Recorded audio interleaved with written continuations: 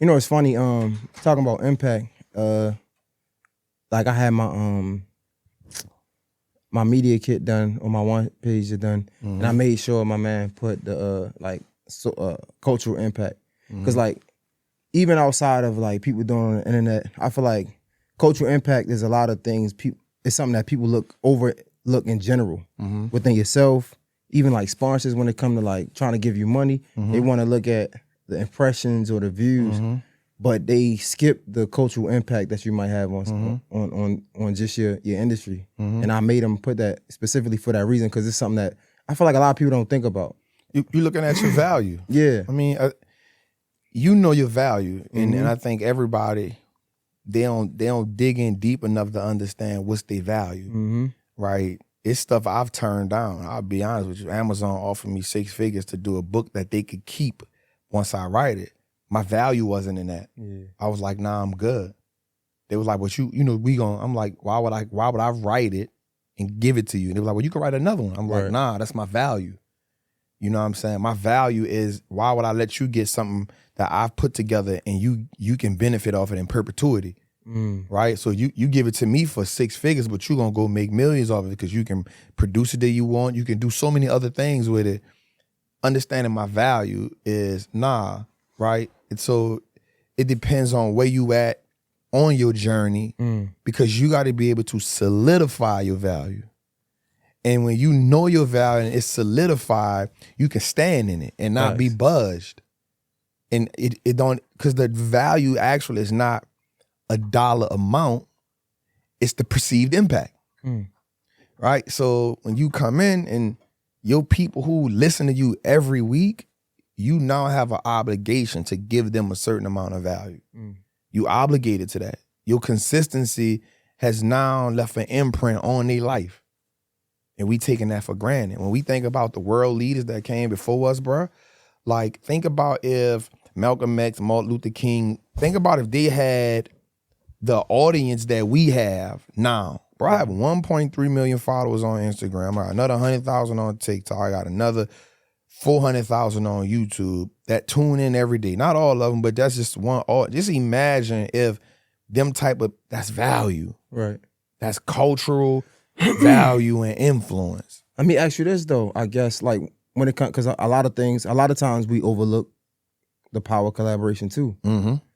Can't that Amazon play, let's say, depending on if it's, because sometimes like you can make 6 figures in 2 weeks when you're talking about the stock market, right? Especially with the experience that you have.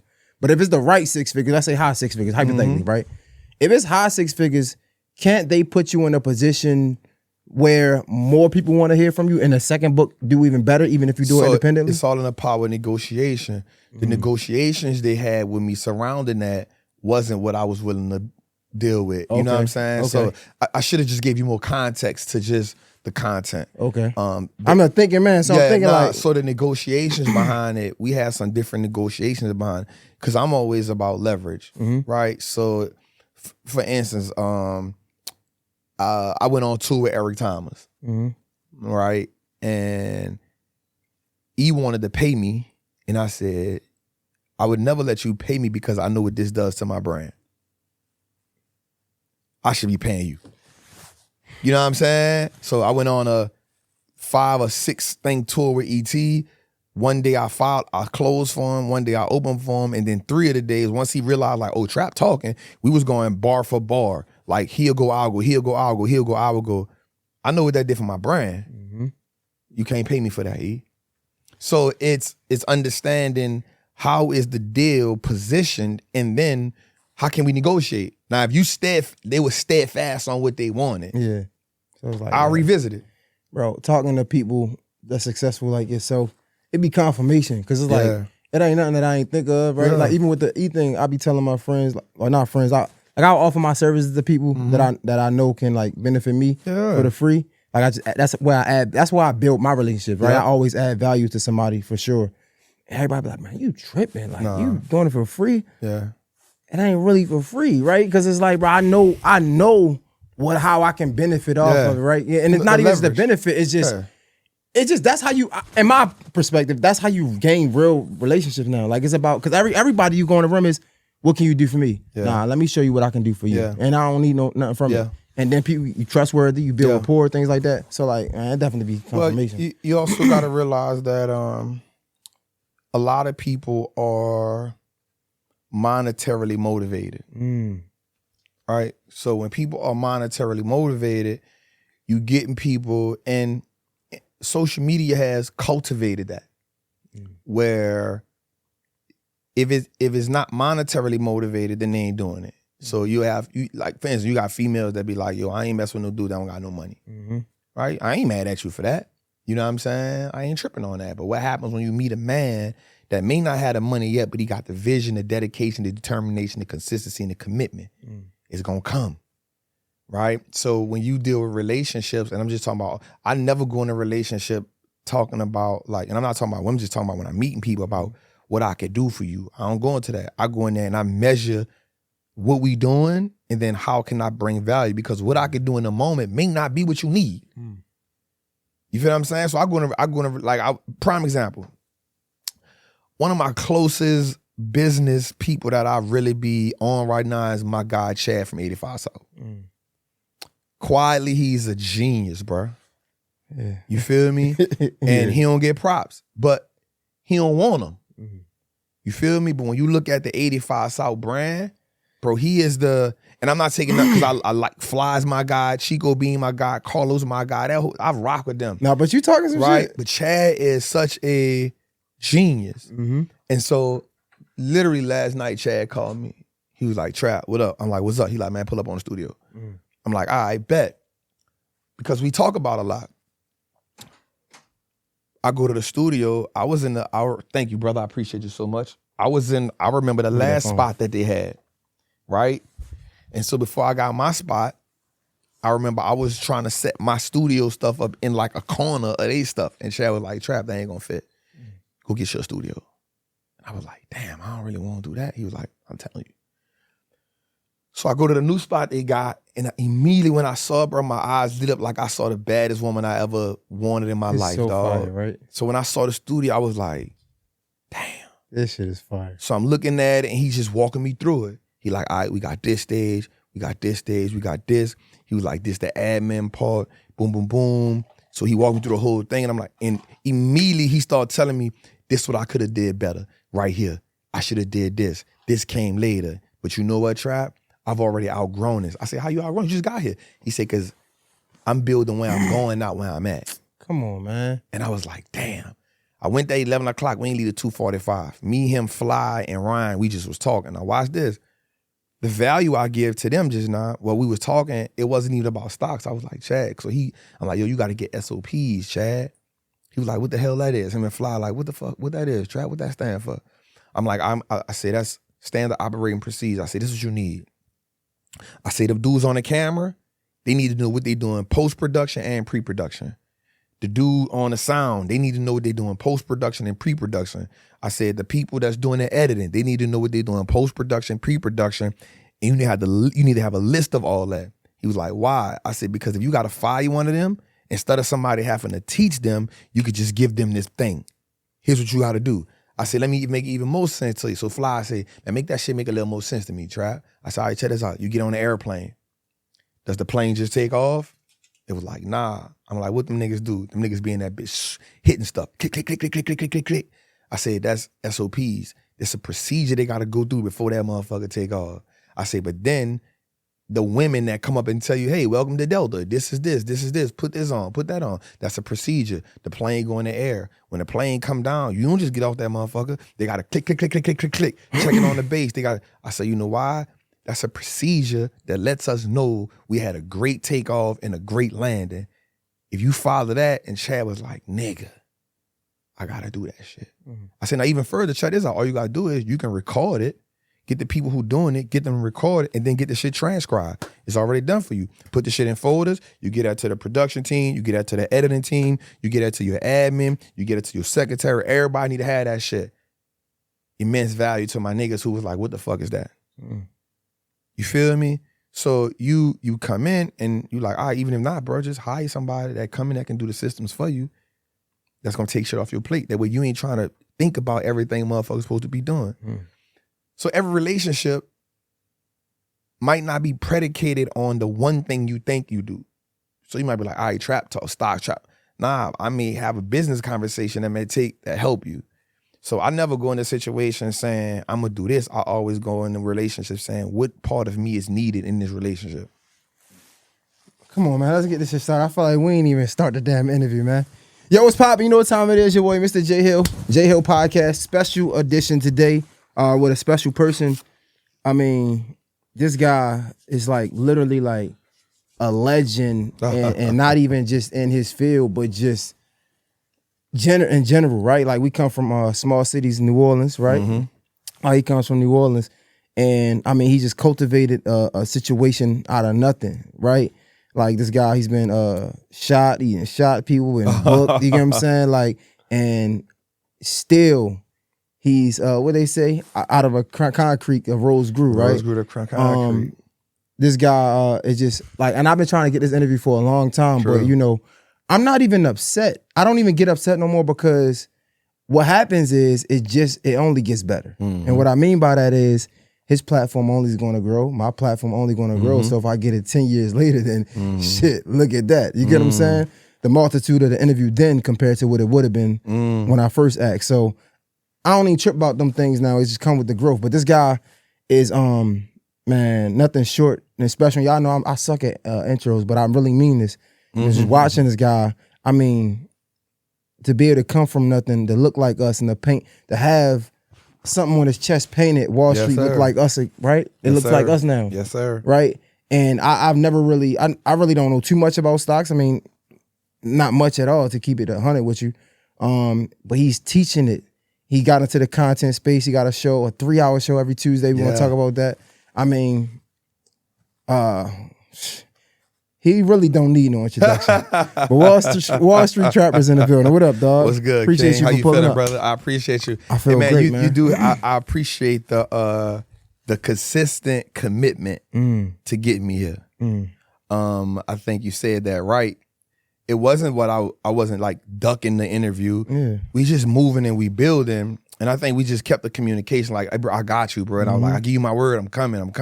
And every now and then you'll just be like, hey, what we looking like? You know what I'm saying? So I think that's 100% a testament to who you are as a man, as you growing. Because you could have easily been like, man, I ain't worrying about that dude, he ducking me. And it's not the case. And I think sometimes we get impatient for no reason, forgetting the fact that we all are growing, we all are building. And so sometimes when you want it, may not be the right time, but when it comes, it's the perfect time. Perfect time. Yeah. So I'm glad to be here. I'm excited and I'm proud of what you've been building, man. I appreciate that, bro. Let's stay on consistency for a second, man. Yeah. I think you said you've been doing this consistently since like 2014. Yep. Right. So that's when I started taking it serious. Right.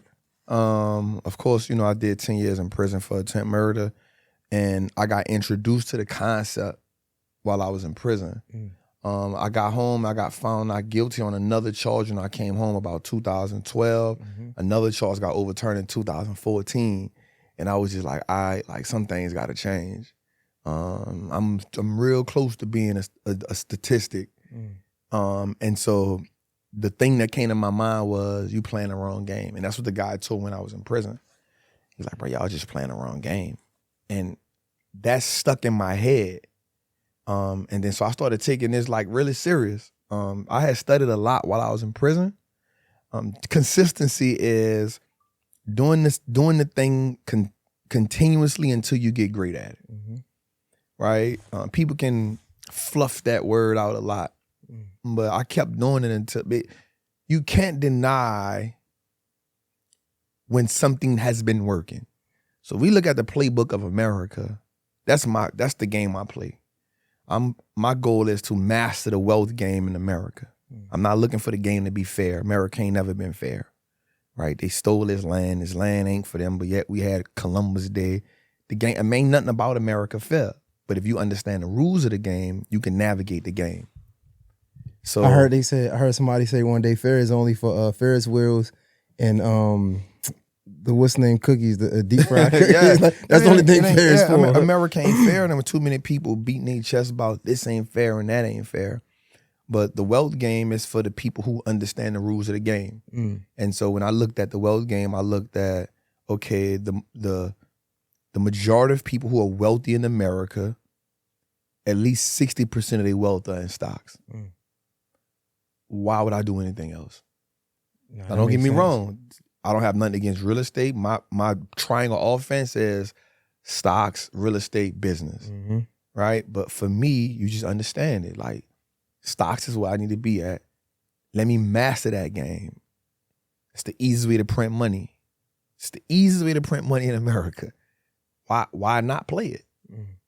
So I wanted to talk to you about just the consistency. I feel like when we on this road to like trying to be successful, it got to be some sense of like insanity, right? And like you said, it like consistency is keep doing something until you get great. Yeah. But what they say about insanity is doing the same thing and expecting a different result. But sometimes in this role, we doing the same thing and we don't get a different result until a breakthrough, right? But we never. But it's insane about it because it's like you thinking, you know, you're going to get a breakthrough. You know you're going to get the breakthrough, even though nobody else see your vision, but you know, right? So that's why I say it's like part of it is insane. Well, you got to be willing to make tweaks on the journey. So if you on the road to greatness, so even for you with this show, I can guarantee you, if I went to your first show and I come to now, you've made a lot of tweaks. But you still shooting the same show. You feel what I'm saying? It's the same show. Yeah. But what happens is you get a better camera. You get a couple people. You get another guy on the switchboard. You add a little light here. Your flow start to change. Your delivery get a little better. You learn a couple more words. Every interview, you get a little more confidence. So now you can say things a little different. You learn how to gauge the person you're talking to. He say this. You start setting them up for questions. So you're still doing the same thing though, but you're evolving and you're tweaking the process and the philosophy as you go forward. So you're not necessarily doing the same thing, but you're still in the same format. But you're consistent. No, that's a fact. Yo, talk to me about, because I feel like we're in a microwave era, right? 100%. And I say this a million times. We talk about Instagram, IG being Instagram. I talk about IG being like instant gratification, right? That's what the app damn near stands for, because you can see success and it's like, I want that now. But I feel like it's been a lost science in the people who's been doing it for a minute or like just grinding. I was curious. I wanted to pick your brain on that because I feel like nowadays it's like, it's all about how fast you got it. Man, I only been doing this for 6 months, man. Right. We lit. So, it's cool. Salute to you. But where the nigga that been doing it for 10 years and still grinding? Yeah. And it's like with you, like, of course we see the success, but even you in your mind is like, man, I'm still ain't where I want to be. It's because I got bigger goals. So one thing I will say is there's a lot, don't get me wrong, I will not glorify the streets. But it put a different moral code inside of me. The era in which I grew up in the streets, nothing against the young dudes now, but there's an era in which I grew up with and it put certain things in me. And my OGs kind of put certain things in me that as a 41-year-old man, they still hit home. That's my breadbasket. So if I look at what I'm doing right now, I'm like, all right, cool. But if I look at the people I admire, right? They ain't quit just when they made $1 million. Or they ain't quit just when Martin Luther King ain't quit when he won the Nobel Peace Prize. Or, you know what I'm saying? Nelson Mandela ain't just quit when he got out of prison. You know what I'm saying? Or Malcolm X ain't quit when he just got into the Nation of Islam. He kept learning, he kept evolving. So the goals that I have are huge. So when I look at my goals, I'm looking at where I'm at now. And I'm talking to you about Chad from 85 South. Like, that's my dog. When I look at him, he was like, bro, we building a media conglomerate. So it ain't, so I'm like, oh, shit, that's what I'm on. So if I look at what I'm doing now, I'm good, but that ain't legacy. I'm in legacy mode. Right? So how do I be here for 20 years? So when I look at Dave Ramsey, dude been here for 20-something years, bet. When I look at Tony Robbins, dude been here for 20 years, bet. Right? So when I look at the people who been here for 20 plus years, I'm like, all right, that's my window. They 60 years old still doing it. I'm 41. I'm like, all right, I got 20 years. So I look at somebody who maybe 21, 22, and they're like, yo, I've been doing this for 6 months. I'm saluting you, but I'm asking also, are you enjoying it? But where you gonna be at when you 40? Right? What happens when Instagram ain't Instagram no more? You gotta pivot. Can you pivot? Right? So I'm always putting myself in position to pivot, plan, pivot. You know what I'm saying? That's my whole game plan, bro. It's crazy because like you just every time you speak in gems is give me like ideas just shooting out of my brain. You was like to the 21-year-old, right? Yep. They've been doing that thing for 6 months and it's cool. But I'm like, man, where you gonna be at when you're 40? It remind me of like when Drake first came into the game. You're like, nah, we gonna see who's still here 10 years from now. You feel me? But you getting so much money, right? And coming from where you come from, I feel like sometimes you can get high and you can I don't want to say forget, but you get so far removed where you come from that like you don't remember, right? I say that to say, I was thinking about this Drake lyric the other day, and it's like when you don't have no money, it's always easy to be like, man, it don't mean nothing. But Drake said it the best. He was like, Kush roll, glass full, I prefer the better things. Niggas with no money act like money isn't everything. What you think about that? I think money has its place. Again, we're in America, right? Did I get the lyrics right? Oh, all right. I'm just making sure. So first of all, I'll say this, bro. You know, like I believe in God, man. You know what I'm saying? So I believe in God and I live in America and I'm a black man. Right. So one is I know there's a higher power. Two, I know that America, money is the golden calf. Right. And I'm a black man. So what does that mean? All right. So I believe in God. So God tell me don't put nothing before him. But I live in America where money is worship. I'm a black man. So I already grew up without money. I already grew up impoverished. I already grew up behind the 8-ball. I already see everything around me is impoverished. I know what lack of money look like. So for me, it's always saying, I'm not going to let this money be my guide. I'm going to always go to the source, but I will acknowledge that I do need money to exist here. You feel what I'm saying? I'm not going to disregard that. So for me, I do a lot of stuff. So I love giving back. Like and we talked about this, like you'll never see me flaunting money. But you'll see me talking about assets I'm acquiring. It's two different concepts. If I show you a lot of money, then you getting caught up in the idea of the illusion of what money represents. But if I show you I got $1 million in stocks, now you understanding of what the power of what that money can do. Right? So when we look at America, America has 319 million people in America, right? But then you have 732 billionaires and you have 22 million millionaires. Listen to that number. So that means in essence, you really have 1% of Americans, 2% of Americans that's really living the so-called American dream. So you still got another 2, maybe 20, maybe 19 something million people that's either living check to check or barely getting by. My numbers may be off a little bit. But those are the people who worship money. The wealthy people understand the money, so their goal now is to accumulate as much of it as they can so they can buy more assets because they understand that's where the longevity at. So you have a group of people that's glorifying money and then ain't nothing wrong with it because nobody never taught them nothing different. You only gonna act out in this world based on what you know. And so everything that our culture gets glorifies getting money. All right? But then when you look at other cultures, and I'm not even gonna say other cultures, when you look at specific groups or pockets in cultures, you see the difference. And so for me, I just want to study the people in the pockets that's doing something different. Do you think that the people who is living check to check, do you think that they're glorifying money or they just never had it, so they think that's their problem? So it ain't that they it's not.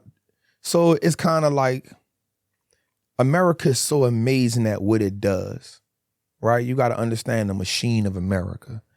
So you ask yourself, why don't America teach us about money in school? All right, why would I teach you about money? Then you gonna be me. And if you me, you have a good chance of knocking me and mine off. It's like the analogy you made. It was a couple years ago about the lion. The lion and the zebra. Yep. Yeah. So the lion would never tell the zebra how to get away, because then I'm putting my prey in a position to starve me. Mm-hmm. And so it's not that people glorifying money. Some people, what happens is, because, example, if I'm in a desert and I need water, Mm-hmm. and you got the water, you are now the person that has the power, right? And if you give me that water, I'm going to praise that water. And you probably do next near anything to get the water. You feel me? And when I get it, immediately, if there's people behind me, I'm going to feel like I'm better than them because I got water. Y'all don't. And so there has to be somebody that disrupt that vision that said, nah, yo, let's find a way to equally distribute this water. And so now the water is no longer the thing that we are glorifying, but we now saying that it's the restoration that the water gives us to be on a journey a little bit further. You feel what I'm saying? And so for me, it's like, I'm not mad at the young boy who glorifying money, because he getting money for the first time in his life. He probably been broke. He saw his mama be broke. His mama probably got beat. His daddy probably in prison. His daddy probably got killed. Yo, that's his way of feeling empowered. But somebody got to come teach him something a little bit different. And that take time, because when I was 21, bro, don't tell me nothing. I'm in here for a body, dog. You know, I attempt murder, bro. I'm glorifying that until I learned something a little bit different. And so we all got to go through those phases in life. But who are the people that's teaching us? And America's done a great job at teaching us to look at certain things a certain way. America has taught me and you how not to even like each other without even knowing each other. So when I'll go up the street and be like, "What's up, King?" Because I want to break that. I want to break that out the gate. I want us to know we on the same team, bro. No, it's funny because you was talking to 19 Keys about this. My brother. Yeah, not too long ago. It's basically about like how we're taught. It's kind of like we're unconsciously taught to hate on one another. We are. My thing is, bro, I ain't gonna lie to you. I feel like sometimes I think I'm an empath, because everything you saying, it's good and it's dope. But it's like, we know that I don't know if the world could ever get to a place. It will never. Yeah. It will never. And when we talk about learning new things, it's like, man, I was so fortunate to come to Atlanta and like just learn some new things about finances, meet different people. You know what I'm saying? It was a blessing, but like I be lying, and sometimes I don't think like, damn, man, I wish the whole Baltimore can be here and understand this. I love when I was in Baltimore, man. I love Baltimore. Baltimore reminds me of New Orleans so much. Yeah, bro. for sure. Yeah, Baltimore so much, bro. I love that. I love it, bro. Yeah. I ain't gonna lie. You know, Boosie's like Godfather. Man, I rock with BMO. So when I did when I told you I did the 8-city tour before I did the paid tour, BMO was one of the cities I went to. I rock with BMO. What happens is there will never be a time where we all come together. That's too much like right. That's the reason why all our great leaders got killed. Watch this. There's so much money to be made in chaos. Right? There's so much money to be made in chaos. There's not enough. The money that can be made in unification makes one group or ethnic group of people more powerful. We can't have everybody sticking together. They don't want that, right? I love Atlanta because I feel like Atlanta gave me, coming from New Orleans, just like Baltimore, you don't see success too much. So when I came to Atlanta, I was like, whoa, they don't even know what they got here. They don't even know this the promised land. You know what I'm saying? Like, wait, hold up. So I love Atlanta. I would never talk bad about Atlanta, but I do feel like, again, when you got to be open to getting new information. And you got to be open to the idea that the information can change my life. But how are we, and that's my thing. That's why I say sometimes I feel like an empath, because before I got to Atlanta, I'm thinking I'm doing my job to learn, right? I don't know. Perfect example. you talk about Chad, right? Yeah. I never talk to this man. I could tell a light bulb went off in his head just now. I saw it go off in his head. Bro, no, because like, and I always say this. I think I asked DC and T this. I'm like, yo, how like people gotta want to know. But how do you want to know something that you just don't know? And my perfect example, right? I never met Chad. I heard a lot of good things about him. I know the position he plays. So when you say his name, I'm like, yeah, niggas don't know because I didn't know at once, right? But that's not even my point. My point is, I never thought about getting a podcast studio until I met David Shands and I saw his. It wasn't that I didn't see it wasn't that I didn't know that I can get one. I just never saw it. My thing was I want to be the biggest podcaster, right? Yeah. I didn't even know what that mean. I'll never forget. I went to David Shands spot and I'm like, this is dope. Oh no, I need one of these because I saw it. So if you in a city like Baltimore, New Orleans, and you don't see it, it's 100%. Easy for us to be like, man, we gotta want to know, you gotta get new information. But it's like, we don't even know where to start to get the information that we need, let alone that we want. You get what I'm saying? Environment and exposure is so much of a key, right? So even right now, I got 6,000 square feet. But when I saw what Chad got, I was like, yep, I'm going bigger. But I already knew I was going bigger, but I had no idea what it looked like. And then when Chad told me, I outgrew this already, I'm like, bro, you just got in here. And then he told me, I'm building for where I'm going, not where I'm at. I was like, bro, what? It was an epiphany for me. Well, what happens is, the one thing I can say about, the great thing about social media is, it does give you a window to where you can be. That's a fact. That's you feel me? Yeah. So like for me, I'm not an excuse maker, but I do understand reality. So I do feel like social media does give us a window to, one, the possibilities, and two, we can have a window of where we want to go at. You're right. You know what I'm saying? I was watching one of your episodes, right? Thank you for watching, bro. Yeah, I do my job, bro. Yeah, like, thank you niggas for watching. Be like, yo, you know this? How you know this, bro? I do my fucking job. Thank you for watching, whatever. Man. So, yo, it's crazy that you said that because the one thing I wrote this down that stood out to me and I thought it was dope, and you caught yourself and I was mad you catch yourself, but I'm gonna go into it, right? You were talking about Charlie Munger, right? Yeah. Rest in peace. Come on. And you was talking about how you heard things or how he said things to you and you're like, wait, I never met this man. Yeah. And I'm like, nah, don't do that. Don't do that. Because in my mind, I'm like, it's great because it shows you the power of reading. It shows you the power of social media. Because you're like, man, he taught me. Yeah. He taught me. He taught me. And I'm like, wait, I don't even know this You dude. never even met this man. So like, so the fact that you said that, like, nah, you are right. So as much as bad as I want to feel for my people, it's like, nah, there's really no excuses because we do have access to the information. So when you said that, I'm like, yo, I'm like, damn, like that really opened my eyes. Like, we sleeping on the information that we do have. And it's because, again, environment. So what happens is what we don't realize is that environment, I said this before, environment does a few things for us. Environment sets the standard, environment enforces the standard, and then environment rewards the standard. Right? So think about it like this. We're gonna talk about two different case scenarios. So let's say you grew up in Baltimore, straight up, right? The standard for that for a black man, probably coming up in the hood, probably is a certain type of car. It's not even about home ownership. Certain type of car. You dress a certain way. I was about to say a certain type of sneakers. And as a man, real talk, there's a number of females that you deal with that gives you that, oh, he get them. So that's a standard.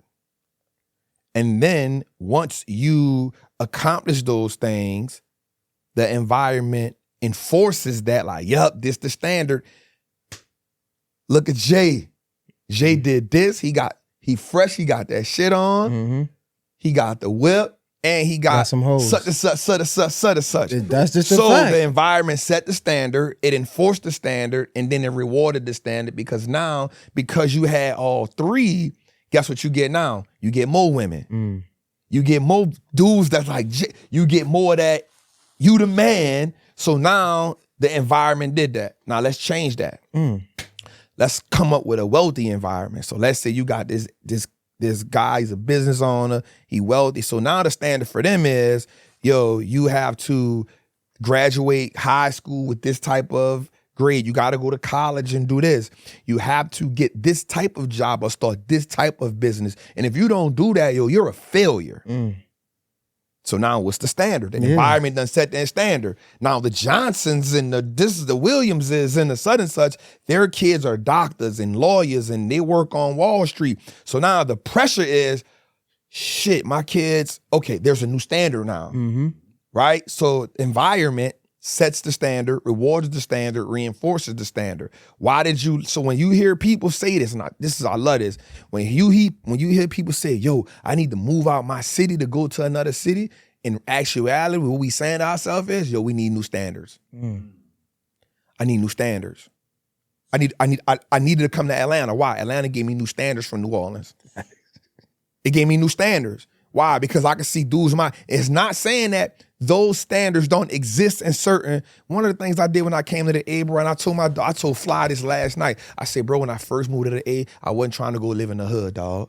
I wasn't trying to go, nothing against Summer Hill. I wasn't trying to go live in the Bluff. I wasn't go trying to live in Summer Hill. I wasn't go trying to live in the zoo. Bro, I'm from New Orleans, bro. I'm from the hood. I don't need to come here and do that. I'm trying to go live in somebody high rise somewhere, bro. Come on. I done did that already. I don't want to be a gangster in Atlanta, bro. I'm straight. They got enough of them. I left New Orleans. I'm trying to be what we doing? So boom, what was the standard now? All right, bro, dude got the high rise and they got the, okay, this what we, okay, we got a new standard. That's so fact. We got a new standard. I said, babe, we're going to do the high rise for a year. We end up doing it for 2, but it was like, man, it's a new we got to at least do it. We got a new standard. It's different. So we set a new standard. Now for people going to be like, that ain't it. But it was a difference from, I live next door, this a trap house right here, this a bando right here. We're not doing that.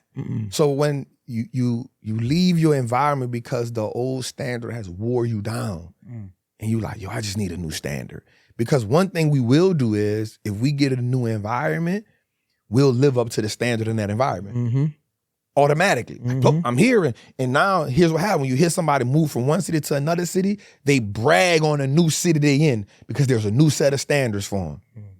They done released the old standards. They came to the new city. They embraced the culture, whatever they're around, and now that's the standard. Until you get them the environment. Now, here's what happens. You come to Atlanta or you go to another city, and then what happens when you meet people that's doing something different? You like, damn. Dude, he a million? He did $1 million in a day? What the fuck I'm not doing? You feel me?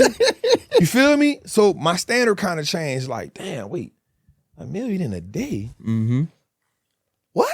I'm doing something wrong, man. What's going on? All right. So this is what we doing right here? All right, bet. You know what I'm saying? So you start to change that. And that helps you evolve. So for me, again, my thing, and I'll just be honest with you, my goal is not to be the best podcaster. Right? So I tell my team, you can't even call our show a pod. We got a show. And our goal is to be better than CNBC. So how do we create a team that mimics that machine but talks to our people? Because I know one thing. They will never, ever, ever talk to us because we not their clientele. But guess what? I can. So how do we create shows? How do we create content? How do we create media? How do we get ad representation that helps us build that machine up? And that'll put me here for 20 years. That's a new standard. Bro, I want to stay on standards. Nah, because, yo, just reflecting, right? And like my show is less about what you do and who you are. Right? Yeah, man. You're so dope, man. I appreciate it, bro. You're so dope, man. Nah, thank you. I just want to stay on standards and not to dwell on the bad times, but let's go. When we talk about like our neighborhoods and where we come from and the standard that it has, it kind of reminds me of, and again, I've never been to prison. I was locked up for maybe 2 days. Right? But I can assume, right? I can assume that when you go to prison, if you don't do the right things, how it can set you back. And how people will come out of jail. Yeah. And it's like, you hear about people talking about like grown men coming out of jail, but they still mentally kids, right? It reminds me of kind of like the standard that our community set.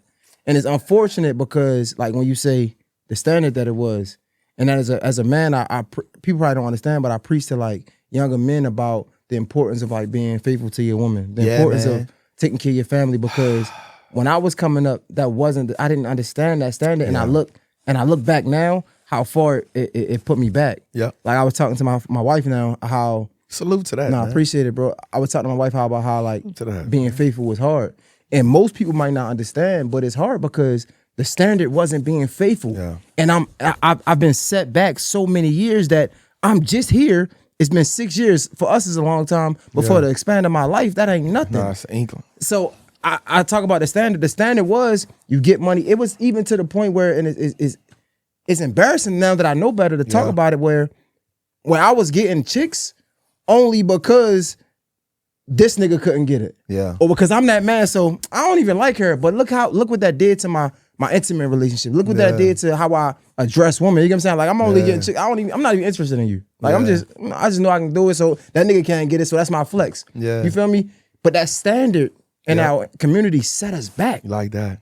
Kind of how jail set people back. And it's like 100%. It's just like, man, I don't know. It's not even a question to ask about it. It's just like, so let's dig into that two different ways.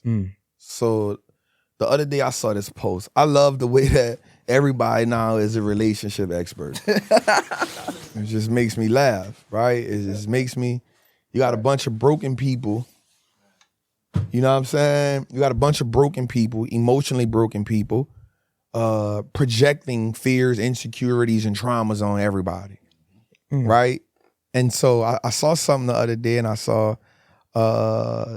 always go look to see what the women say, and I saw a woman say in the comment, a man says that he's not ready for a relationship and he's 40, throw your life away. And then I saw another woman say, when men say it's not you, it's me, right? The one that got me was when a woman said, I never grew up with a father, so I ain't know how to treat women. But you 40 years old, you should know how to treat women. So I'm just looking at the comments. And I laughed at that because all of those things are real. The reason why they're real, let me salute you for being faithful to your woman, because it is hard. Because your woman probably is beautiful, but there's a million beautiful women in here, in this world. They don't stop making them. They get younger. And you're still a man, and your eye is what you get. And so you have to have the restraint to say, yep, she beautiful, but it ain't worth my wife. Ain't not even halfway. You feel me? So salute to you for that. And that takes restraint. That takes discipline. That takes understanding the value of your woman. That's amazing. But what happens is I think that the media, social media has put us at a war against who's better than who instead of helping us understand each other as human beings. We lack the time to understand that there's no cookie cutter approach on how to, there's 1, 2, 3, 4, 5, 6, 5 men in here. All of us got 5 different emotional, mental experiences with manhood. With manhood, right? So me, bro, I've never met my father in my life.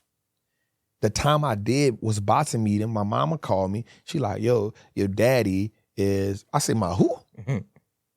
My what? I'm 32 years old. I just did a 10-year bid in prison. My who? I got a 2-year-old child. Nah, we good. She was like, he about to pass away and he won't meet you. I said, nah, he got to take that to his grave. She was like, you can't be like that. I was like, nah, I can't open that up at 32.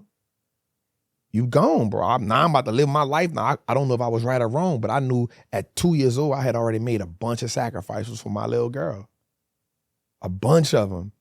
And so, but I also realized now that I'm going to therapy that there was a reason why at this phase of my life, at 41, why I would deal with so many amazing women, but once I felt like I was getting close to them, I would push away. So we had to dig into it. Here was the issue. When I was 13, my mom went to prison. My grandmother passed away, which led to me being homeless. Because my family really couldn't take me in. My uncle tried to take me in, but because I was just so wild at 14 around now, because I had been home for a couple months, it was like, yo, we can't do it. So I go back to New Orleans. Also, I went to prison because the woman, the female who I was dealing with, set me up. So when she set me up, bro, 2 dudes run in the room on me, put a Maggie 11 on my head. I almost get killed. I wound up going to prison. I was shooting the dude 6 times. So immediately, the first 3 traumatic experiences in my life were around women who I cared for. But because I coped with it and dealt with it, I didn't look at it to say, no, this is an issue for me. You ain't address it. I never addressed it because we don't learn how to address those type of situations. We just know how to. Right? But what happens is when a woman who may not know the story, you may not have that with, oh, he don't know how to, or you playing games, and it's not really that, bro. We human beings and we deal with trauma differently. Until we address the trauma, we can't heal from the trauma. 100%. Right? So then I go to prison, I'm around a bunch of men. I'm 16, I'm impressionable. I'm a man child, 100%, but I'm still impressionable. So now I'm around a bunch of men that's telling me different things, and believe it or not, bro, you taking that in. All right, so that's the whole thing. So now I grew out of that. All right, cool. What happened? I never had a father, but guess what? I'm a perfect dad. Man, I moved my daughter mama to Atlanta, bought her own house. We ain't had sex in 8 years. My daughter 8 years old. Guess what? She'll be like, yo, that's my best friend. Dude, good. He A1. I pay all the bills. You don't got to pay nothing. I just need you to make sure my little one good. I ain't never had no daddy, but I learned. Right? And so what happens is we got to give ourselves grace. We don't have no grace for each other. Instagram, we don't got no grace for each other. This is what we supposed to do. This is how it's supposed to be. That's it. You stupid. You playing games. You a little boy. You immature. You broke. You this. We don't got no grace for each other. None. And so now when we talk about prison, bro, I wouldn't wish prison on my worst enemy. I did 10 years in that joint, bro. At 16 years old, bro, I had to grow up fast. I don't care how much a man I thought I was. When I got in there, I realized, oh, this is a big boy game. They don't care. I watched dude 15 years old get raped by grown men. It is what I was in a cell with my homie. He got set on fire. I went to cell with my other homie. He wasn't even my homie. Him and the dude was beefing. He couldn't get some. He took all this shit out the toilet, threw it in the cell. I'm like, bruh, get me out of here. So when Boosie said he saw some shit and he called his mom and said, Mom, get me out of here, I understood it. Because at some point you just be like, bro, this shit too much. This shit too much. This ain't how human beings supposed to act, bro. This ain't right, bro. I done got cut right here. I done got cut in my back, bro. I done seen dudes hang themselves. Bro, I don't wish that on my worst enemy. On top of that, you be way in a country somewhere and them white folks, you really get to see white folks. You think you deal with racism with police, go in one of them small country towns where the prison is ducked off. Them white folks gonna show you, oh, this what we talking about right here. This the good old boys right here, bro. They gonna I got the brakes beat off me. A white dude called me a boy. I said, ain't no boy. I punched the security guard in his face. Probably the worst thing I ever did in my life, dog. Them people beat me to death, almost beat me to death, bro. Sprayed me down 3-4 days in a row, bro. I'm talking about sprayed me until I couldn't breathe. And they had the audacity to say, oh, you body right now. I'm crying like, bro, stop. Man, stop. Toya, Lil Wayne's kid's mother, me and her brother, whoa, that was my dog. We got sprayed down together. He don't want to stop rapping. That was my dog. He rapping all day, all night. The people tell him stop rapping. He tell him, man, fuck y'all. Blah, blah. People come spray all us down. He don't want to stop rapping. Bro, I'm talking about, I don't wish that on my worst enemy. So when I see young boys going, I'm like, bro, you about to throw your life away. And you don't got nobody to tell you you're going to throw your life away, because the same person that's telling you all that gangster shit, because when you go to prison, bro, they not even going to holler at you. Guess what? In about 5 years, they going to meet you up there. And they gonna be the ones that's gonna probably either try to fight you, jump you, steal from you, or try to rape you. I promise you, if he got enough time. So, bro, prison showed me a whole nother side of manhood, dog. And you gotta be, and a lot of people ain't ready for that. Bro, I don't wish that shit on my worst enemy. So, yep, when dudes leave prison, do they come home? Bro, it took me 7 years to understand who I was outside of prison. Real talk. It took me 7 years, bro. Remember, I went to prison at 16. I came home 26. Bro, I probably had sex with 1 or 2 women. Real talk. Real talk. So I'm in prison like, man, I can't wait to get out of here. And I get out of here, I'm like, whoa, what the hell is this shit? What is this? It don't make sense right here.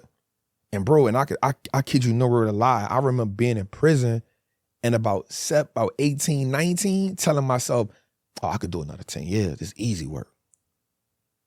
Because you know why? You start hearing people saying they've adapted to the prison lifestyle. They've adapted to crime.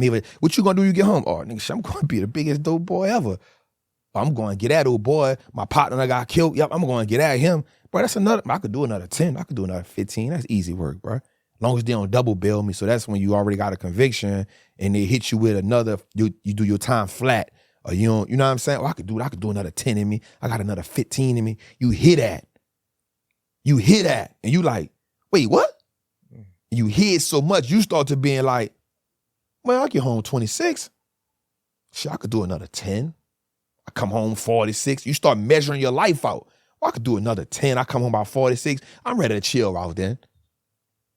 You know why? Because the environment set a standard. The environment already told me my best chance of living is probably in prison anyway. I ain't gonna probably make it to see 25, 26, 27. Grandpa, that's out the window. I ain't met a nigga yet that been a grandfather. So that's out the window. So you already understand your life expectancy. And what happens is you start to now uphold that standard. It's the standard. Because guess what? I'm a gangster in the street. And I mean, don't talk about if I can move a couple things around in the pen. If I can move some things around, oh, I know how to get tattoo ink. I know how to get weed. I can get a cell phone. I got a plug because I work in a laundry. I got a plug with the people that come in at nighttime. Oh, I'm big dog. I'll never be this on the street. So what we talking about here?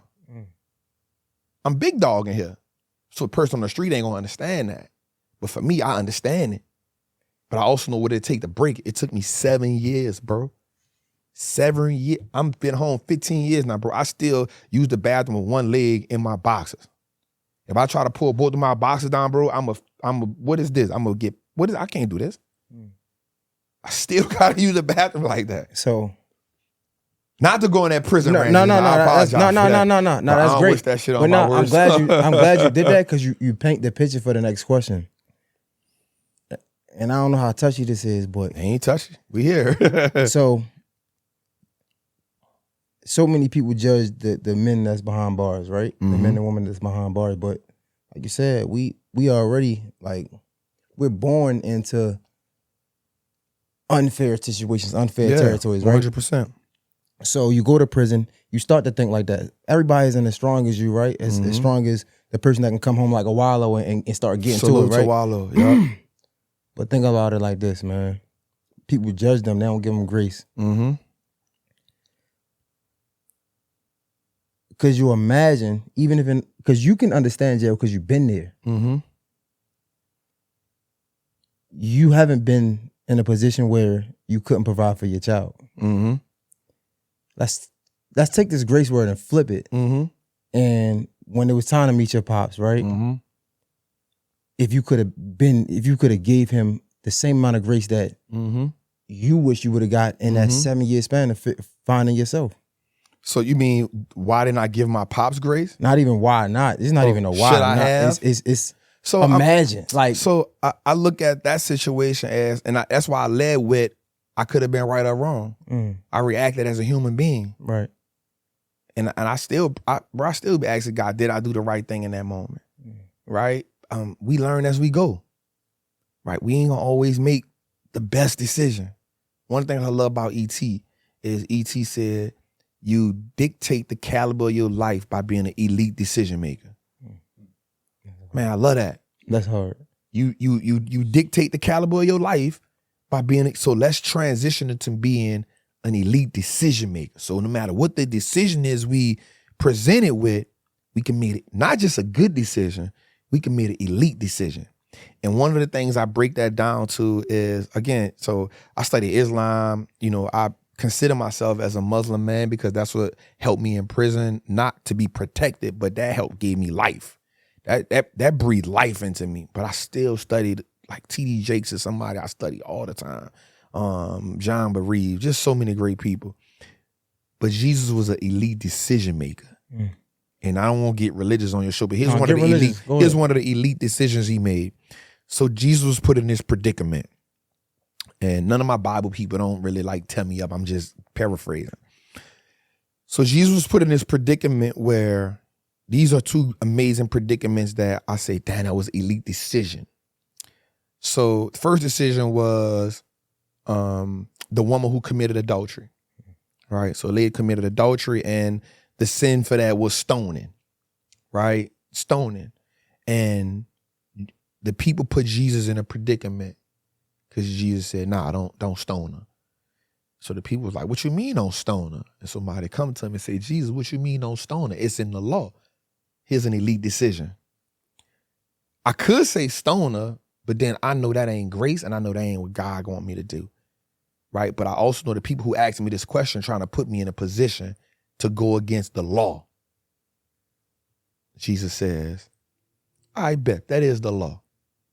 But he without sin cast the first stone. That's elite decision. Why is it an elite decision? Because then you say, if you willing to stone her, you gotta stone yourself. Then I can stone you too for what you doing wrong. All right, nobody does it. That's a decision he made mentally. How do I be put in a perplexed situation and still make the right decision? Not just the right decision, an elite decision. Because the right decision was, it's in a book, stone. Yeah. Another situation. This is one of my favorite ones because this was just miraculous. I don't even know how he even did this. So Jesus walks in and he see the people, I want to say in the temple selling stuff, and Jesus going crazy. Jesus mad that he see this, right? And so Nicodemus asks Jesus about the taxes. You heard me say it before, right? Yeah. So he asked him about the taxes, and he said, yo, so I see you looking I see you looking like you tripping. What do you think? Do you think that people should pay Caesar, or do you think that people should not pay Caesar? Right? Man, you put an average man in that situation, he gonna be like, yo, I don't want to die, man. Pay Caesar. But you know, if I say that, then the people go against me. But if I don't say that, Caesar gonna kill me for sure. Jesus like, look, you're right. Check this out. Pay Caesar what Caesar do, and then give God the rest. Elite decision. Why is it an elite decision? Because I ain't about to try to threaten this, but I also want you to understand that you got to give God his dues too. Elite decision. If we can get great at decision making, the problem why most of us aren't where we want to be at in life, because at best, we average decision makers. Put in a tough situation, most people panic. Put under too much pressure, a lot of people will kill themselves. But an elite decision maker not gonna let the temperament of the environment and the burden of the decision not make them make an elite decision. So how do you become an elite decision maker? One, you got to know yourself. Two, I say that you have to understand God's will for your life. Because if you never panic, God never put the spirit of fear in us. The reason why a lot of times people make bad decisions is out of fear. You're scared of what's going to happen. You're scared of what's the consequence behind it. And then one, you just not you don't know how to act under pressure. And so for me, it's being able to ask myself, all right, like, what's the best thing right here? And this is a saying that I've said, my best play not in God's playbook. Because my best play is about me. God's best play is the best play for me. And if I can connect to that, that means, how do you build a relationship with somebody? You talk to them. The more you talk to a person, the better you get. Think about when we first got here to where we at now. The whole temperament of the conversation done changed. The room feel a little different. Why? You got a feel for who's sitting on the other side of you.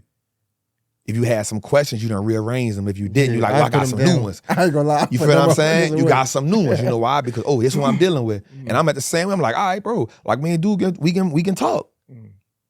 The more you talk, the more you communicate, the better relationship get. The better the relationship they get. Believe it or not, I'm gonna leave this room with something from you. You gonna leave this room with something from me. That was an impactful relationship. That was an impactful connection, a confrontation, whatever it was.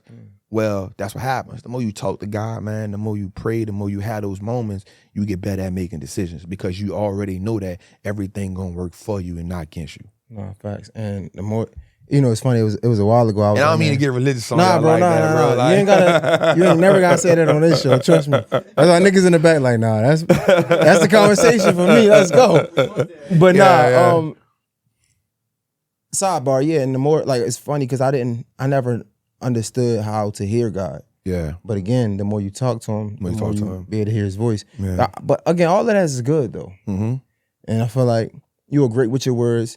And I feel like you are like a coach now. You are a coach. Man. And you're a motivational speaker. But no, hold up. No, hold up. So all of that's good for coaching's sake, for sure. And I know if was a fifth, we all be drunk. I know that. But I'm just curious. I like hypotheticals though. Yeah, I'm just curious though. If you could go back and redo it, would you go see your pops? I don't know. It did a lot of things work on me about that because I'm looking at every decision I make and how does it impact me as a man?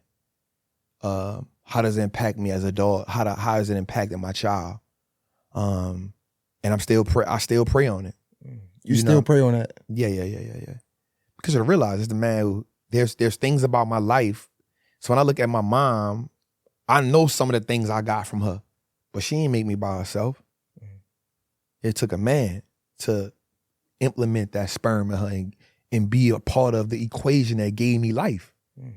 And there's parts of me that I'll never know. There's some things that I do, there's maybe a temperament, maybe my grind, maybe my fingers, maybe my toes, maybe my chest, maybe the way I think in certain situations come from that man. I'll never know that.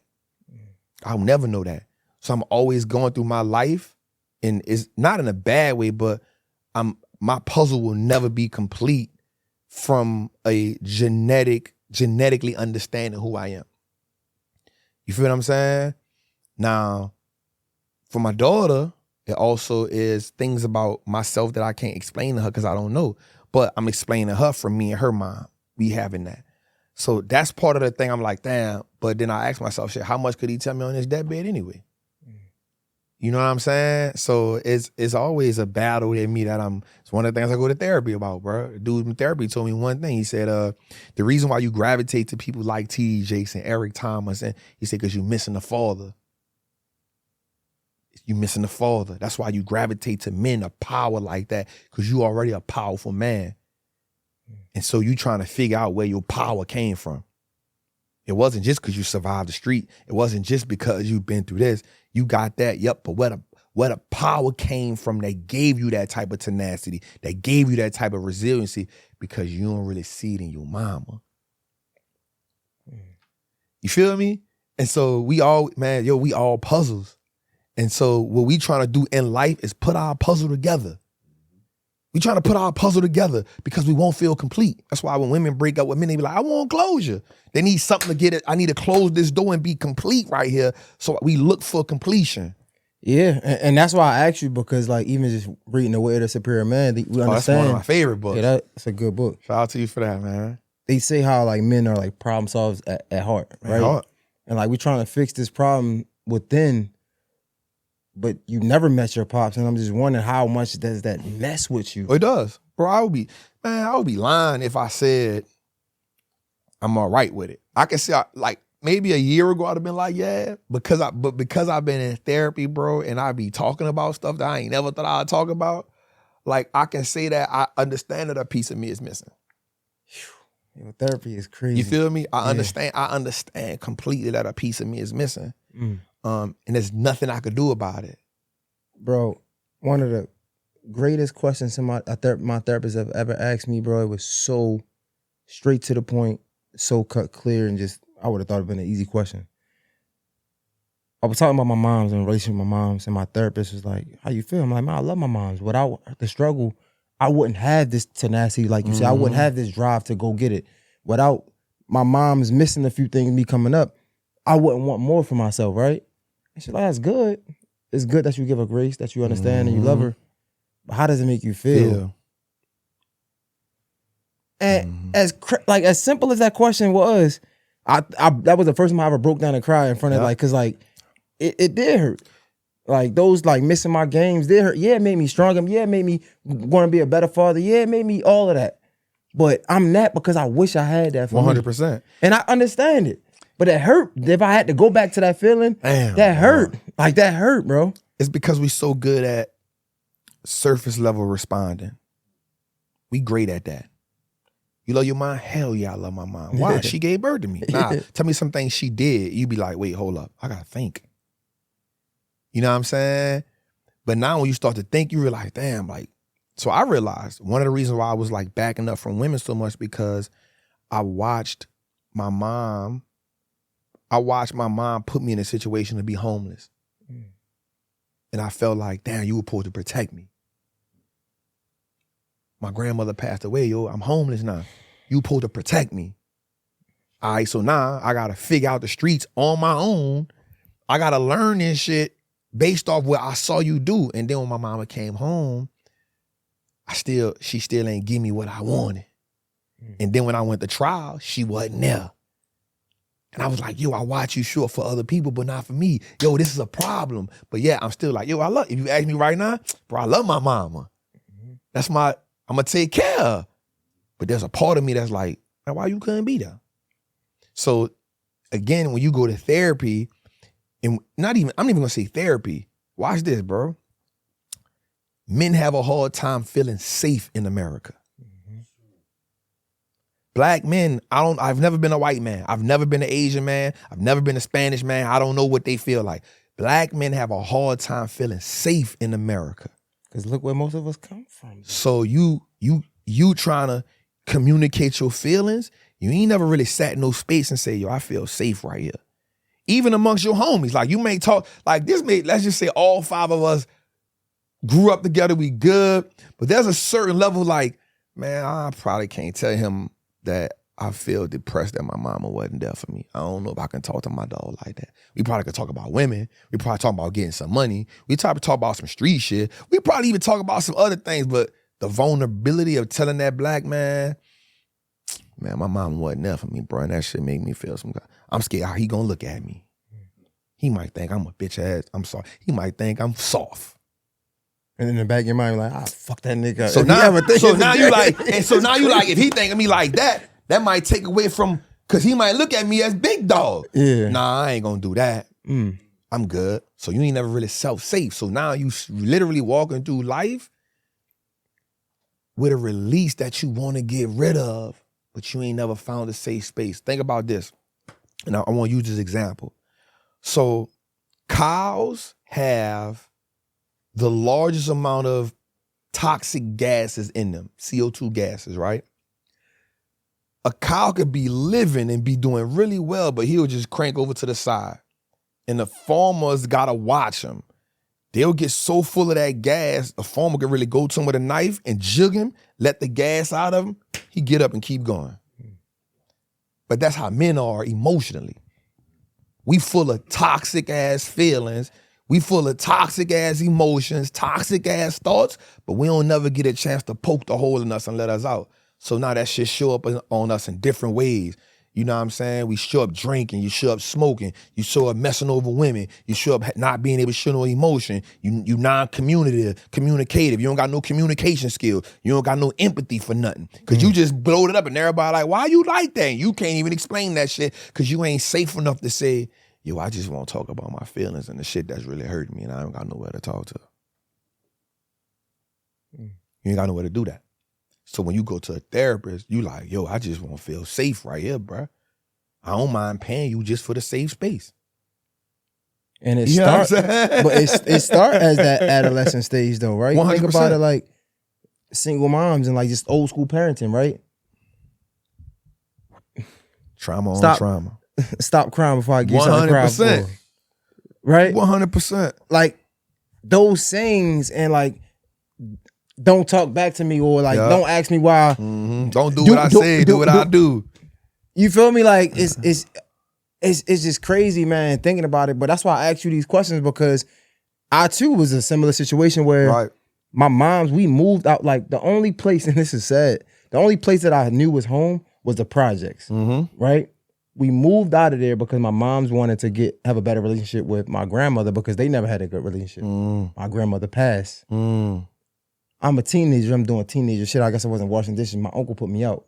But my mom didn't leave with me. And I remember asking my mom's like, why? Like I would never let my like if my son, my daughter now, if my daughter was to get put out, she's never going. Like you know what I'm saying? But my mom's explained, I understand. She said it was easier for me to make sure you were good and have to make sure we were good. So I understood it. You know what I'm saying? But it still hurt. It hurt. And watch this. It's a better conversation as a kid than as an adult. That's crazy. That's a fact. You feel me? Give me some understanding. Don't let me hold that in for so many years. Come on, man. You know what I'm saying? And now I'm 20 years in looking for closure. That's a fact. You feel me? I'm 20 years in looking for closure now. Like, why? And so, like, one of the things I do with my daughter, man, it's so dope is I let her talk. Tell Dad how you feel. You good, you bad. I pour into her. I do my best not to yell at her. Like, and if I do something wrong, I'll go back and be like, baby girl, I'm sorry. Daddy, apologize. I wasn't supposed to do that. I've never cursed at her. You know what I'm saying? And I let her understand, like, I tell her I love her probably 3,000 times a day. I squeeze her all day. All the stuff I ain't never felt. I overcompensate for loving her. My therapist told me this. But the thing about that is you start to realize this is what I wanted. Bro, imagine I'm doing a 10-year bid, bro. I can count on my hand the letters that I got from my family, dog. That shit hurt me, dog. That shit hurt me to my heart, bro. 10 years. I can count on my hand, like, all right, probably about 10 letters I got, probably about 3 money orders. All right, bet. We back in hustle mode. All right, bet. Laundry, boom. We charging $5 to wash the clothes. Boom, boom, boom. I got about 60 clients. I'm bringing probably like $150 a month. Let's run it. Or you want your clothes ironed? We got the press machine that's gonna cost you $2 for the pants, $1.50 for the shirt. You want some socks too? I got you. What you need? Your drawers yellow, you need some new pack of drawers? Boom, I got you. I work in the inventory. You want the 3-pack or the 5-pack? Whatever you need, I got it. Don't even trip. I'm back in hustle mode. I ain't counting on no money. Okay, bet. Oh, they got 5 units. Guess what? I need so many people in each unit to bring me so much money. We ain't tripping. But the problem with that is you get used to being in hustle mode. And because you're in hustle mode, we all know that that means you in hustle mode because you don't feel safe. Because somebody in safe mode, you ain't in hustle mode. You good. I don't care what's going on around here. I'm safe. We eating. You feel me? So you start adapting to your survival natures. And that's a whole nother, now we talking about chemical imbalance. That's survival is a whole nother chemical release than being calm. And so now what happens is your body starts to do that. Now you start to always be in fight or flight mode. Because you're always in fight or flight mode. Now you can't be an elite decision maker. You can't focus. You can't even think straight. You can't be an elite decision maker. You can't do that. So again, we got to find a way. And that's where healing come in at for us as men. That's where us becoming better fathers, us becoming better dads, us being able to, one of the things I really be hard on myself on with is making a decision when it comes to like sex. You know what I'm saying? Like, nah, bro, we not about to be out here just, bro, I'm in a situation in my life, bro, where I'm successful, I'm everywhere, I'm in Atlanta, bro. Bro, I could be a freaking porn star if I wanted to. You feel me? But I make the decision to say, bro, we not doing that. I got a daughter. I got moral code, I got integrity, and I personally can't be out here saying I'm empowering people if I'm trying to screw everybody I'm trying to empower. Got to move a little bit different. You know what I'm saying? So now you have to now start saying, I got to safeguard myself. What is the rules and declarations? What is the oaths and the codes that we have on our own self as men? What's that oath and that code, that morale that I live by? Every time the motherfucker get hard, I ain't got to go jump on something, bro. Sit your stupid ass down, man. Go work out or something. Go jump in the shower, my dog. Nah, facts. That's the power of like, the power of discipline. That's it, bro. Jocko, I can't think his name, say discipline is freedom. Mm-hmm. And I said that a man who is undisciplined cannot accomplish nothing in this world, yet he is setting himself up for disaster. Mm. Bro, we look at the great men in the world. What is always taking them down? Lack of discipline. Mm-hmm.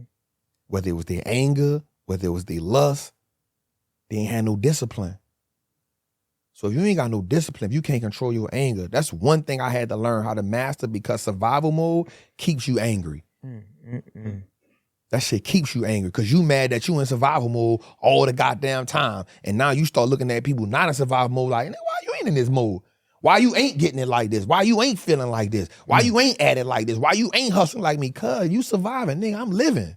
It's two different mindsets we got going on here. You survive, I'm living. What we doing?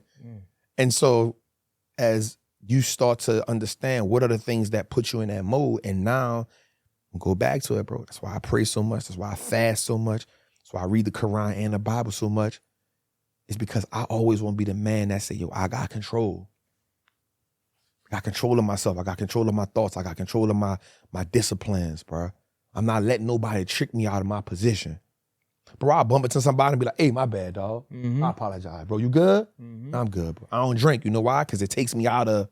Because people don't understand, like you talk about this a lot, how much it costs to be a black person, how much it costs, how much does America cost, Well, right? he just listened to my last episode. But, he good. Nah. He good. He good. He good. But the thing about it is like, but even that though, like, but how much it costs to not be disciplined though? How much it costs you? That's what you need to see, because that can cost you a lot. Well, it's gonna cost you everything.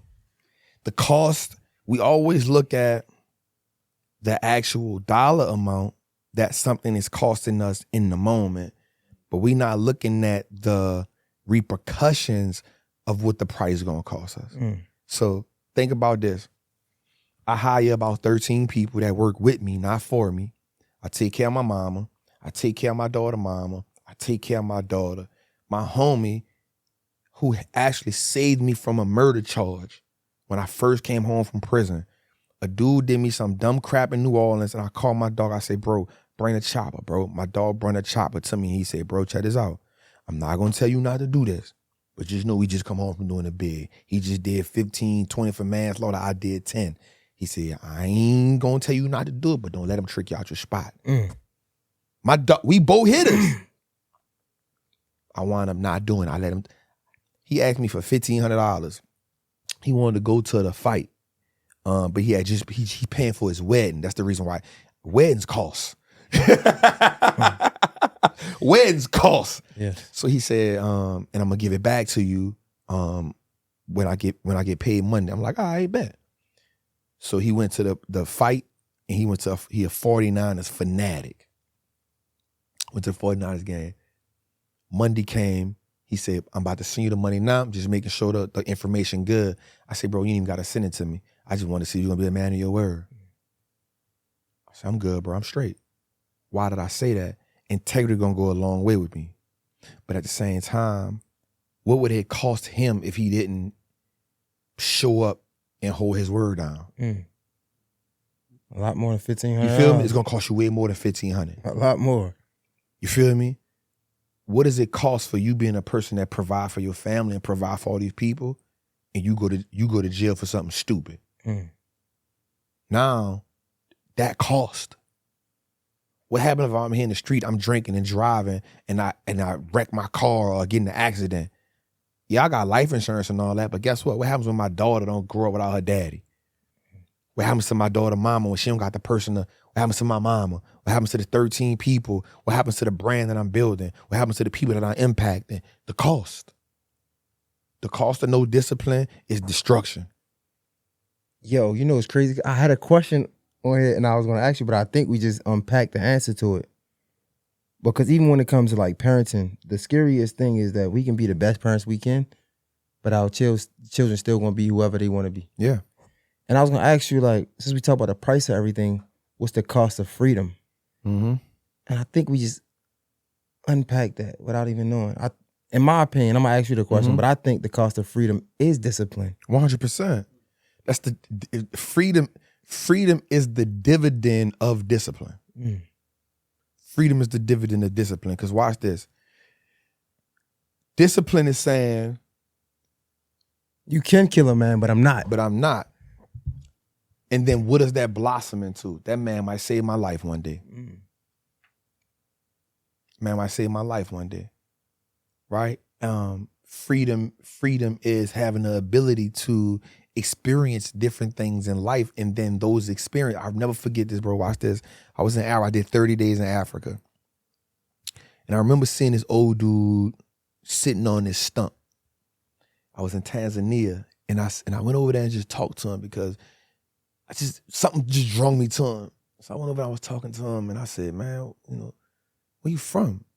And he was like, he was from the other side. And he was telling me he had a wife and the kids and all that. And I said, well, how long is it gonna take you to get there? And I was about to give him the money to get there, because it wasn't that much. He was like, nah. I'm gonna travel and I'm gonna get back there, but you will learn more from traveling you ever reading a book. He said, because every time you travel and you experience the destination, you learn something new. And that was profound for me, because I was like, wait, what? So now when I travel, I always try to not take as many pictures for Instagram. I try to be in the moment, because when I'm in the moment, you learn something. You get some type of clarity. You get some type of epiphany, some type of, damn, that makes sense to me. And so for me, freedom is being able to live life on your terms, but still in the parameters of what you set in place for yourself. So when I go somewhere, I ain't trying to go ball out, and I want to experience it. I want to live it. I want to enjoy it. I want to take a piece of that place with me when I come back home, so I can always live there. And that's what helps me even when I'm at home. Sometimes, bro, I still suffer with survivor's remorse, bro. That shit is on my heart heavy. But what happens is I think about, damn, what happened when I jumped out that airplane in Dubai, bro? Damn, that shit was dope. I look at the video, it take me to another place, bro. It give me, all right, yep, I want to do this again. Damn, I felt good. I remember being in prison, reading about Kemet, reading about Egypt, but damn, I remember going there and walking through the pyramids of Gaza. I remember going there, climbing up and down, like, damn. I remember how hot it was. All right, that. I know what it felt like being in Africa for 30 days. I felt like Malcolm X, God dang it. Okay, that's, So I messed this up, it cost me that. All right, I love freedom. Money is a byproduct of your consistency, or having big dreams, or playing a wealth game at a high level. The freedom is the dividends from it. Yo, hold up. I've never done this before. How long we got? 37 minutes? Oh, shit. That's good. Oh, no, yeah. No, that's good. That's fine. All right, cool. Just let me know, because if we have to, we're going to switch the hard drive. But yeah, like I know, like I'm just saying, like, are you flowing, bro? Yeah, it's good. It's good. It's good. It's love, man. So if we understand money is a byproduct of all these things, right? Yep.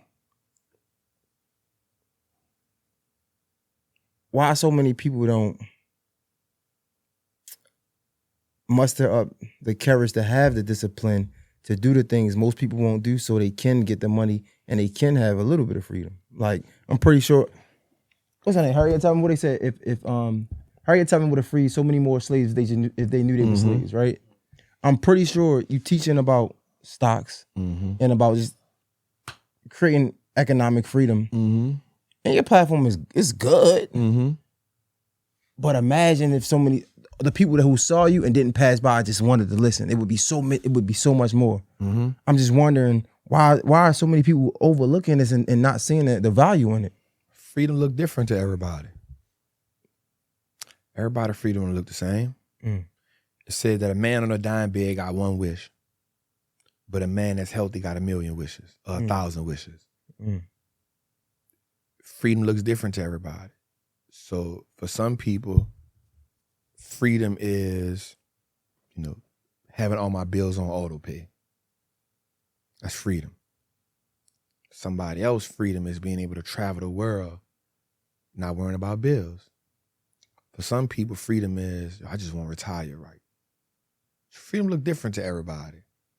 And we got to give people what their version of freedom is and honor that. So for me, on my platform, you'll never see me talk about millions of dollars. You'll always hear me talk about freedom. What's your freedom price? Because what happens is we start to project our vision and our goals on everybody else. And then what happens is when people fail at life, they not fail. A lot of times it's not because they're failing at their own goals. They're failing at trying to be somebody else. So you've adapted Jay goals. You've adapted Trap goals. You've adapted this man goals. You've adapted the Migos goals. You've adapted the goals that Floyd Mayweather got all this money and all these women. That's your freedom. Not that's your goal, but that ain't your real goal. You just adapted that goal because you have yet to sit down and say, what does freedom look like to me? Right, that's the thing about Instagram and social media. Our brain gets bombarded with so many visuals. It gets bombarded with so much stuff. And the more we download all this content, we get further and further away from who we really are.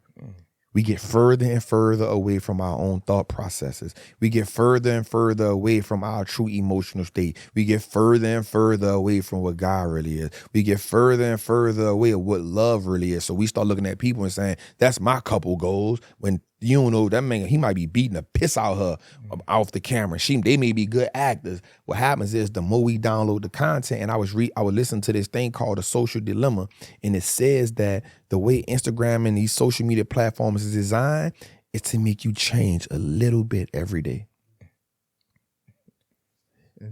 A little bit every day. So if you go look at the average person, I told my team, I said, I need y'all to judge me. They was like, for what? I said, my screen time is at 17 hours a day. I need to get that down. They was like, well, I said, I'm about to just start. Now I know what I'll do. I'll trick myself into doing this. I'm doing market research. I'm studying the platform. I'm studying the content. Man, get your ass off that shit. Get off of it. That's what I've been doing. Getting my screen time down. All right, Trap, you got 700 books. Do market research right there. Trap, you got 200 audio books on your phone. Do market research right there. Get off that goddamn phone. You got 17 hours on one phone. You got 3 hours on one phone. That's 20 hours. What we doing, bro? You feel me? And so when you start to be like, man, I don't really know who I am because you followed 200 people. You listening to this. You done took in everybody else's content. You getting further and further away from your thoughts, your goals, your ideas. Your identity. You get further, and the further you get away from that, now you got people. You wonder why everybody dressed the same. You wonder why everybody look the same. You wonder why everybody having the same conversation because everybody downloading the same content and everybody looking for praise from everybody who look like them, sound like them, talk like them. But yet we all think we got freedom of speech. We all think we individuals, but yet we only replicating certain things. So how do you break away from that? That's why when you see certain people, you be like, ooh, there's something different about that person. I can promise you they read. So that's what I read a lot, bro. I disconnect. I'll get on the gram. I'll even YouTube. I'll get on there. I'll put my content up. I engage with my people. It's off. Audible book. Read my book. You start to find your voice. You get to find your perspective. You get to find your ideas. You get to tap into that. But if not, what happens is the minute somebody disagree with you, guess what you feel like you got to do? Let me handle this comment. You can have 1,000 positive comments. That one negative comment in there, you about to address that. Bro, why are we addressing this? Why?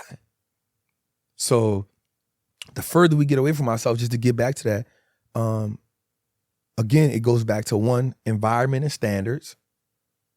And two, it goes to how far are you from your identity? How far is a person from their voice? Think about when we look at the movie Get Out, right? And when dude was in that proverbial sunken place, right? Think about Instagram, think about social media, think about these platforms as he was still able to operate in the body, but mentally and spiritually, it wasn't him. somebody else was controlling him. Man, just think about how many people walk around here just like that. The minute they get up, they hit that phone. That's the equivalent to that. Bink. As soon as they get up, wake up. They don't wake up. Thank you, God. This first breath of fresh air, I wasn't promised this, but you gave it to me. You saw something in me that felt like I deserved this breath of fresh air. I'm going to just take 5 minutes to be thankful for that. No, we don't do that. We take that for granted. Guess what we do? Damn, I'm late for work. Shit, let me get up, go brush my teeth right quick. Right? That's the, you went to it. You here. And the further you get into it, the problem is you don't even know it. Mm-hmm. And here's what I can bet you. I can guarantee you this. If we put 10 people in the room, 8 of them at least tell themselves once a week, man, I'm gonna get off this thing so much. Man, I'm gonna stop spending so much time on that thing. Man, I need to be doing some other stuff. I keep procrastinating. You procrastinate. Yep, you are procrastinating, but you spend 3 hours on that phone. You're in a sunken place. You done lost your voice. You done lost your vision. You done lost your identity. And you're basing the things that you reward yourself with based on who's giving you accolades in the comments. Mm-hmm. So if the post don't get enough likes, you hide the likes. Mm-hmm. Man, I don't care. That thing get 30 likes. I got 1,000,003 people following me. Bro, you could see some get 3,000, 5,000, 10,000. Some got 100. Guess what? I don't care. Right? So the further we get away from who we are, the further we lose our voice, and people ain't gonna agree with it. But what happens is denial is a way of saying, like, there's somebody in my front porch. And most people say, I'm an alcoholic, but I'm a functioning alcoholic. No, you're an alcoholic. Mm-hmm. We're not gonna dress it up. You're an alcoholic and you need to stop. Right? Because what I've learned about alcohol is, unlike crack, unlike coke, unlike heroin, a person who's been drinking alcohol for so long, if you take them off alcohol, it'll kill them. Mm. It'll kill them. A person who's been on alcohol for so long, you can't even just take them off alcohol. You got to ease them off it because it'll kill them. It have messed up the chemical imbalance in their body. Bro, this shit done messed up people's chemical imbalance, man. And so we so far away from ourselves, bro. We looking for people to validate how we think, how we talk, how we speak. And when we don't get somebody to validate that, the minute somebody go against that, bro, we won't nut up on them on that. Again, let's go back to what we talked about earlier. We don't give each other grace for nothing. We don't care to understand each other. I sit here listening to another black man, bro. I'm not listening to you just to out talk on your podcast. I'm going to take in your question. I'm going to put it in my head and so I can give you the best possible answer I can give you. No, man, this is great. This is amazing, bro. Like, you just never know. Like, you just never know. You know what I'm saying? Like, because a part of me wants to say you never know what a person is going through, but you just never know, like, who a person is until you really able to sit down and just talk to them. Oh, yeah. You know what I'm saying? A lot of times we get lost in our identity, speaking of identity, of our work, because we, as men, that's what we do. Like, you are what you do to so many people 100%. Until you get to somebody else successful and they like, man, I'm on the same shit. What about this? You get what I'm saying? It's like, that's why I love these conversations, because I could talk to you about stocks and all that, because I don't know too much, and I can learn a lot. And I know my people can learn a lot. But it just something was about just like who you are. You know what I'm saying? Man, these conversations are amazing, man. I love everybody in this space. I think every last one of you all, include my, like, we are such, this conversation is needed for somebody. I feel like we having a dope conversation in here. No, facts. You know what I'm saying? And what happens is most people aren't great at being conversationalists. I feel like you asking great questions that allow me to just go deep. And then what I will say you're great at, and I can tell you've been looking at David Shands and a lot of other people, you'll ask a question and then you let the person go into it and you find out, okay, this is the time. Either I can pivot to this question, ask another question. Most people don't understand how to have a conversation. So you're doing a great job at that, bro. And I always tell Shands, I be like, bro, you like Oprah, my dog. Yeah. You know, I always tell him that. But we're in a time that's so amazing is because we talked about this earlier. Like, imagine if like the leaders before us had these type of platforms, right? what I love about is because every interview or every show I go on, there's always another level of me that's peeled back. Because between every show, I've probably done read another book that helped me identify a little bit more of who I am. It helped me go a little bit deeper on the concept. I have great conversations with great people all the time. Nobody can really call me on some BS because I don't want to talk about that, right? So I'm always growing, and I love these platforms, and I love what we're doing right now because Chad told me something that was real dope, and I'm gonna get this to you. Don't call yourself an influencer. Mm-hmm. You are a media company that produces content. Don't never let nobody pay you like an influencer. Make sure they pay you like a media outlet. Because that's what you're doing right here, bro. You're shooting media. Treat it like that. Never let them treat you like you're an influencer. Don't never let them treat you like you are just a content creator. You're a media outlet and you produce top tier media. And when you look at yourself like that, you walk into the room like that. And you go in every room knowing the value that you bring to that room. Nobody else don't bring this value. I bring it and you're going to pay me for it. And you're giving your audience that type of value. That's why they tune in every week to you. Yeah, it's crazy because I think y'all talk about this too. You on 19 Keys. Just the importance of confidence, but how the world try to take it away. Oh. It's like you can't be confident in today's age for some reason. Listen to me, bro. A confident black man with education, knowledge, some money. That's a scary motherfucker right there. Bro, you dangerous. Mm-hmm. You dangerous. You dangerous, especially if you don't want to be a part of their clout game. You dangerous, especially if you want to be a part of the clout game, dog. Man, you can't never, bro, I come from nothing. I don't want to be a part of nobody. I'm building this, bro. And you got to be around people. And I would give this dude his props for this. His name Hood Estates. And early on in my journey, he was such an amazing figure for me. I did, not gonna say no names, but I did a webinar and a training with somebody beginning of the pandemic. And I went it with integrity. And we did it. We knocked it out of the park. We killed it. And the person came back to me and was like, yo, let's do it again. And I was like, nah, I'm good. Not long after that, their name went trash. And it went trash for a long time. And I remember my partner, Pocky, told me, as long as you never chase clout and you keep God first, your brand will always be top tier. Always. Always. Because you don't never got to belong. You are where you supposed to be. And bro, I go through this thing like that. Everybody got, bro, I don't never be saying trap, bro. Man, bro, I bought me a house. Shit is 10,000 square feet, bro. I sit in that shit and I be like, nigga, you done came a long way, nigga. I enjoy it, bro. I watch my daughter run around. I sit in the movie room and chill. I don't gotta be outside. Cause the OG told me this. After 12:30 at night, you looking for trouble. And it's gonna find you.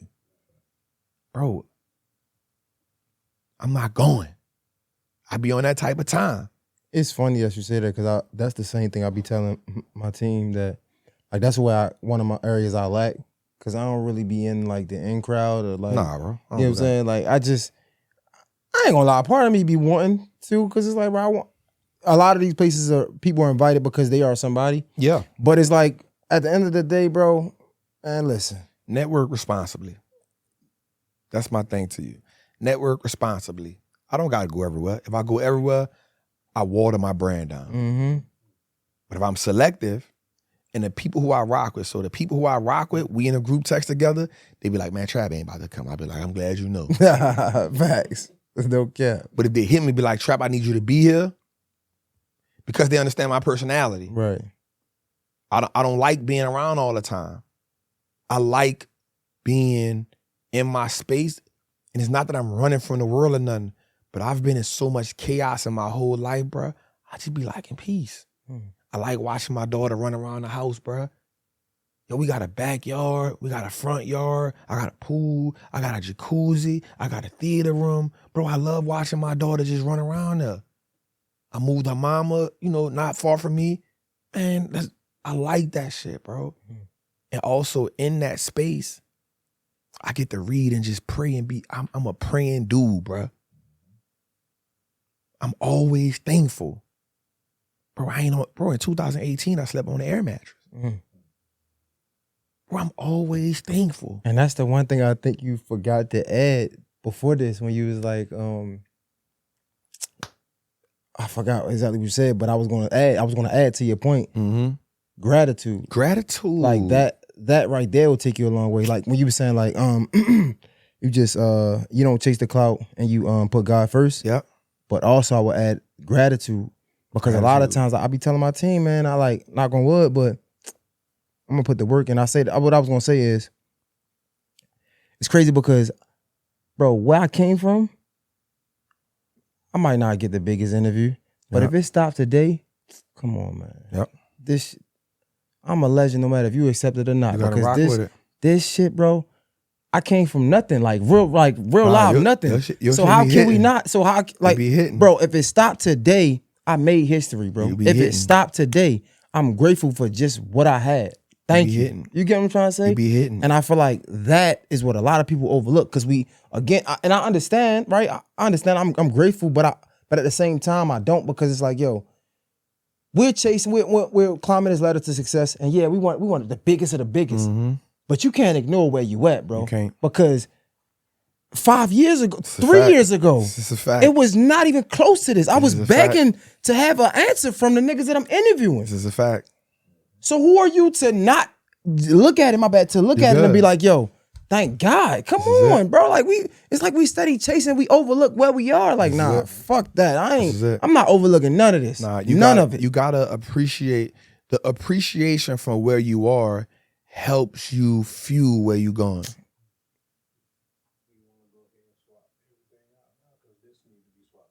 No, we about to finish. Where is it? How long? All right, come on, we about to finish. Go ahead. The appreciation for where you at fuels where you going. So I go in every room I go in, appreciative, but also knowing who I am. So I'm grateful for being here, but you ain't gonna downplay me while I'm here. You feel me? I'm grateful for here, but I know who I am in this room. Okay. You feel me? And so I always look at that. When I go through our hardships, when I go through stuff, I be like, yo, you was on the air matches in 2018. This shit is beautiful. And the problems I'm going through ain't shit. What are we talking about, nigga? I was homeless. What are we talking about? This shit ain't nothing. A nigga won't answer the phone. Fuck it. Yeah, what are we talking about? And I appreciate that. I look at my phone right now, and I'm like, yo, I got Eric Thomas on. What are we doing? Come on, what are we talking about? Facts. Like, I got E.T., I got Charlamagne on my line.